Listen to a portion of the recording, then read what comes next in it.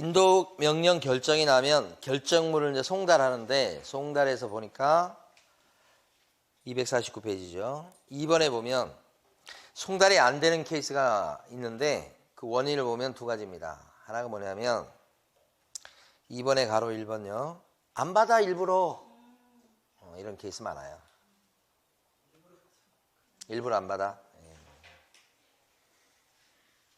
옛날에 우리 아는 중개업 사장님이 영업하는 그 사무실이 전체가 경매에 넘어간 거예요. 그러니까 그 건물 주인이 이제 통건물 주인인 거죠. 거기에 1층에 이제 사무실을 하고 있었지. 근데 전체가 경매에 넘어갔어. 그러니까 이제 지금 영업하고 있는데 경매로 주인 바뀌면 이제 월세도 또 내야 되고 그다음에 뭐 관리비 뭐 그런 것도 있고 여러 가지 문제가 있으니까 일단 최대한 경매 절차를 좀 끌려고 생각하시더라고. 그래서 이제 어떻게 하느냐, 경매 하여간 법원에서 뭐가 왔다고 해서 누가 찾아오잖아요. 그러면 무조건 없다고 그래요. 그러니까 이게 거기 이해관계인들이 많잖아요. 통건물이니까. 그럼 송달했을 때 어떤 사람은 송달을 되고 안 되고 막 이게 겹치니까 잘 진행이 안 되는 거예요. 몇 년씩 끌어요, 몇 년씩. 그렇게 몇 년씩 끄니까 어떤 장점이 있어요? 월세를 안 내도 되지. 월세 내요, 안 내요? 여러분? 안 내지. 지금 경매 진행 중인데 주인이 지금 정신없어. 근데 주인은 월세 달라고 하지. 그 주인이 뭐냐면 법인이에요, 법인. 그럼 월세 달라고 하는데 주냐고? 안 주지. 그러면서 그냥 지나가는 거예요. 관리비요. 관리비 내야 되잖아, 원래. 관리비도 안 내, 이제. 관리비 안 내니까 관리사무실에서는 약속이나 한 듯이 다 안 주니까. 관리사무실에서 미치려고 그러지. 경매에 넘어가면 분위기가 그래요. 이 집 망했구나. 거기다 내가 왜 돈을 줘? 뭐 이렇게 되는 분위기가 돼서. 그래요. 그래가지고 어떻게 된 일이 벌어졌냐면, 관리사무실에서, 전기를 끊어버렸어. 관리비 안 내니까. 그 다음에 또, 불도, 그러니까 전기가 불이죠? 수도도 끊고. 내가 한 번은 그런 줄도 모르고, 하도 좀 보자고 그래가지고 딱 만나러 갔잖아요. 예, 그러니까, 가니까 그 얘기 하는 거예요. 이제 경매 때문에 막 이렇게 됐다고 하는데, 그런데 불을 어디서 가져오냐면, 옆에 음식점 있죠? 바로 그 옆에 음식점, 거기서 전기를 끌어와가지고 불을 켜더라고. 지금 어떻게 사는가 모르겠네. 그 오래전 얘기예요. 지금 진행되고 있다는 건 아니고. 그때 하여간 몇 년 했어. 지금 딴 데 가서 이제 영업하고 있죠. 자, 두 번째는 주소가 막 바뀌어버리는 경우에요. 3번에 보면 뭐라고 나와요? 점유자의 현 주소가 바뀌었다. 그러면 법원에서 보내봤자 송달이 안 되는데요. 이사 갔다고 그러는데요. 뭐 이렇게. 그러면 송달이 안 되죠. 그러면 법원이 뭐라고 그러냐면, 야, 주소가 거기 아니란다. 주소, 너 송달 시키려면 주소, 송달 안 되면 강제집행이 안 되는 거예요. 꼭 넘어야 돼요. 송달 시키려면, 야, 그 제대로 된 주소 나한테 가르쳐줘. 그럼 내가 송달 시켜줄게. 이렇게 돼요. 제대로 된 주소를 갖다가 알아내야 돼요. 그럼 그 사람의 현 주소지를 갖다가 동사무소 가서 파악을 해야 된다고. 근데 일반인들은 다른 사람의 주소를 갖다가 파악할 수 없잖아요. 근데 법원에서 야, 주소 고쳐. 이걸 주소 보정 명령사라고 그래요. 그게 법원에서 나오면 그거 들고 동사무소 가시면 돼. 주소가 바뀌었다고 하니 새 주소를 알아내서 신청을 해라. 그러면 새 주소를 자기들이 알아가지고 보내주면 좋을 거 아니에요? 절대 안 그러죠. 너 가서 알아서 알아가지고 신청을 그 새 주소로 해. 이렇게 하는 거예요. 이게 3번. 이런 경우도 있고. 그 다음에 다음 페이지 가시면 송달의 종류가 우편송달, 특별송달, 공시송달 이거 아까 말씀드렸죠. 근데 이제 제일 마지막에 5번은 송달에 대한 적극적인 열정이라고 되어 있죠. 이게 무슨 경매책에 나온 얘기인가 생각할 수 있는데 가서 막 집행관 그 사무실 가서 막 졸라야 되는 거예요. 내가 어느 때도 가봤는데 이 사람 같은 경우 없고 이때 가봐도 없고 그래서 아무리 주간에 송달하려고 송달이 안 되고 이 사람이 밤늦게 들어온 것 같고 밤늦게는 불이 켜져 있고 막 하면서 일러대는 거예요. 그러면 집행관 아저씨는 나가기 싫죠. 근데 계속 와서 졸으면 어떡해. 아이 귀찮아가지고 야근을 한 거예요. 야근 그 사람 입장에서는. 주말에 한다든지. 이 집행관 아저씨라고 그래서 뭐 주말이나 밤늦게 일하고 싶겠어요? 그래서 열정이란 말을 쓴 거예요. 자, 넘어가시고 이번에는요. 252페이지. 이제 강제집행 단계로 갑니다. 송달 끝났고 강제집행 신청서는 어디 가서 적어내느냐. 아까 어디라고 그랬죠? 집행관 사무실. 그러면 집행관 사무실 가서 강제집행 신청을 딱 한다 그랬을 때 내는 서류가 거기 있어요. 거기 보면 동그라미 1번, 2번, 3번, 4번, 5번.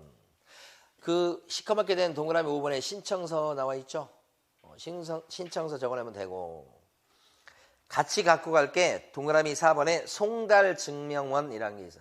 송달돼야 강제집행 해준다고 그랬죠. 이 송달증명원을 갖다가 아까 민사신청과에서 끊어요. 거기서 송달증명원이 발급이 되면 그것 갖고 가야 되는 거지. 그 다음에 집행문. 그러니까 강제집행을 해도 된다고 하는 집행문이 있어야 돼요. 그 다음에 그 집행문은 인도명령 결정이 날 때 보통 집행문이 같이 부여가 돼요. 그러니까 한 세트가 뭐냐면 인도명령 결정문하고 집행문하고 한 세트예요. 그 다음에 이제 부동산 목록이라고 한 거 있죠. 부동산 목록은 뭐라고 그래야 될까? 참 여러분, 그러니까 제가 한번 찾아볼게요. 없으면 말고니까 가만히 계세요, 여러분들은. 부동산의 표시라고 되어 있는 거 있잖아요. 응? 이게 어디에 있는 거라고요? 매각 물건 명세서 뒤쪽 페이지 가면 부동산 표시 이렇게 돼 있죠. 그러면 이게 뭐냐면 낙찰받을 물건이 이렇게 요거라는 거예요. 법원에 알려주는 거예요. 그럼 나중에 낙찰을 받고서 명도를 칠 물건은 뭐라는 거예요? 강제 집행할 물건은 이거라는 거예요. 이게 부동산 목록이에요. 이걸 베끼시면 돼. 근데 막 되게 막 길잖아요. 이게 다른 게 아니고 이게 집합건물에서 그런 거예요. 집합건물 해가지고 스퀘어 빌리지인데 주소 나오고 그 다음에 지층 몇 제곱미터 뭐 쭉 나오고 6층 옥탑까지 쭉 하고 그런데 304호 전유 부분이 철근 콘크리트 구조인데 29.64제곱미터고 그 전유 부분에 대지권의 목적인 땅이 이렇게 돼 있다. 지분이 이렇게 된다. 이거 이렇게 적는 거예요. 그러니까 이걸 아무것도 모르고 생판으로 적으라고 그러면 이거 적는 게 법무사들이 할 일이에요, 보통. 요거 인도명령 신청을 갖다가 법무사한테 맡기면 한 10만 원 정도 들 거예요. 이거 써주고. 그러니까 인도명령 신청서 써주고 관련된 서류 같은 거 첨부해주고 요 표시 목록 같은 거 써주고. 근데 여러분도 쓸 수 있잖아요. 뺏기면 되니까. 한 페이지에다가 치면 되잖아요. 그러니까 여러분도 할 수 있어요. 근데 만약에 이제 대출을 받잖아요. 대출을 활용할 때는 대출을 해주는 은행에 담당 법무사가 있어요. 그 법무사가 보통은 대신 해줘요. 공짜로. 왜 공짜죠? 대출 받으니까. 응? 대출 받으니까 이건 공짜로 해줘도 될 만한 서비스니까 해주는 거예요. 그 다음에 또 하나 여기 나온 김에 봐봐요. 여기 보면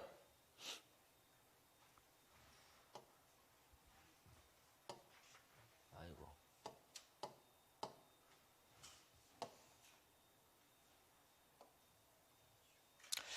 감정평가 금액이 3억 2,300만 원이라고 하고 최저 매각 가격과 기일을 적어놨죠.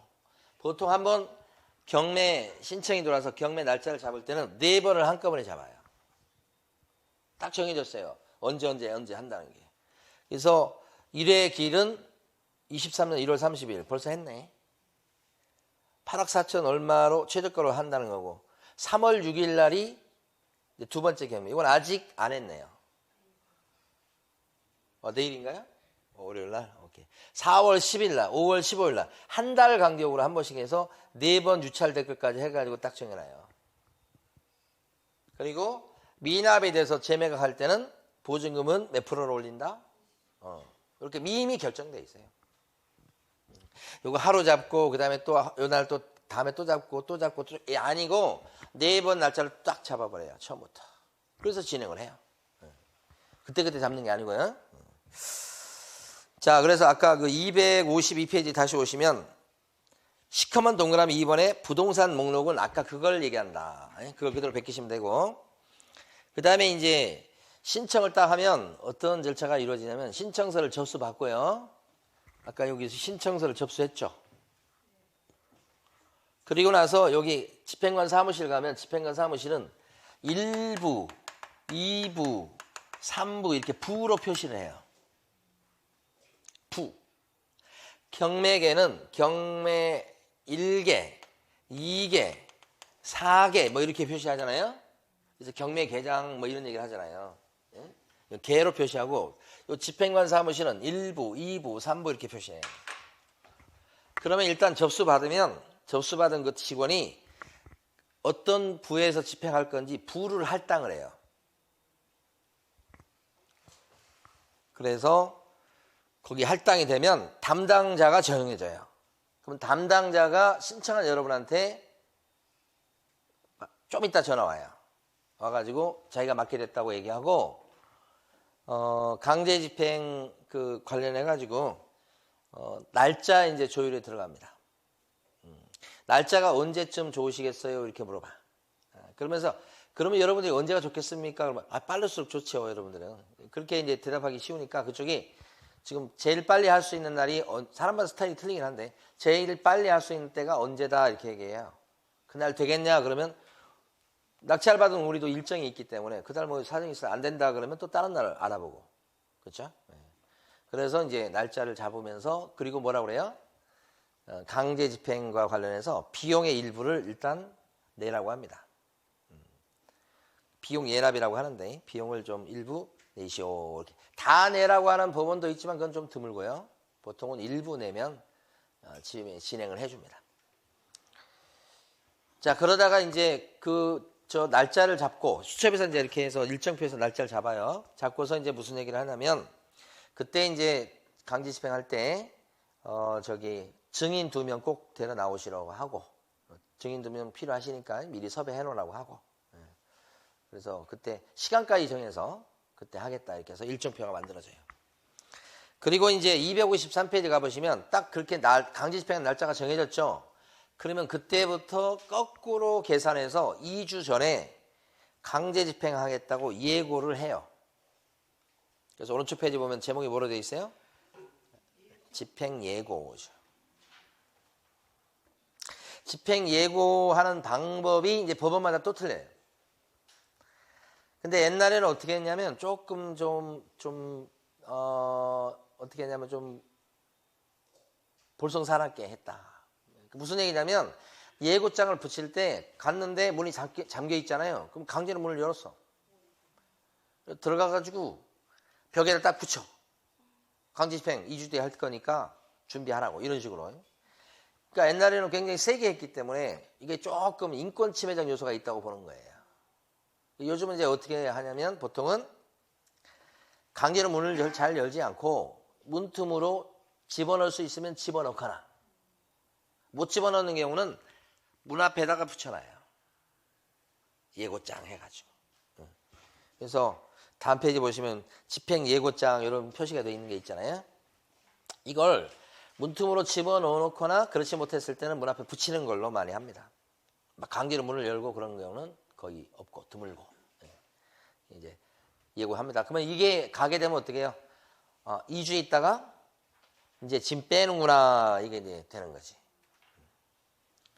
그 다음에 이제 255페이지 가면 이제 2주 있다가 진짜 짐을 빼죠.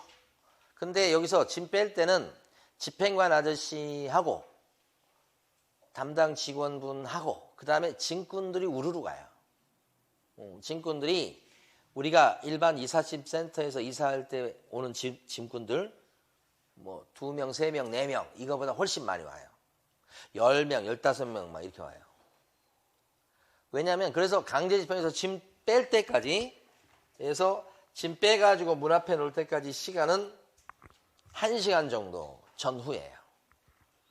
강제 집행하는 시간이 길어져 버리면 어떤 일이 발생할 수 있냐면 불상사가 생길 수도 있어요. 그 강제 집행 당하는 쪽에서 뭐 해코지 하거나 뭐 이런 일이 발생하면 다 집행관 책임이에요. 그러니까 집행관 입장에서는 뭐 그릇이 깨지고 안 깨지고 이게 중요한 게 아니고 빨리 드러내는 게 중요해요. 빨리.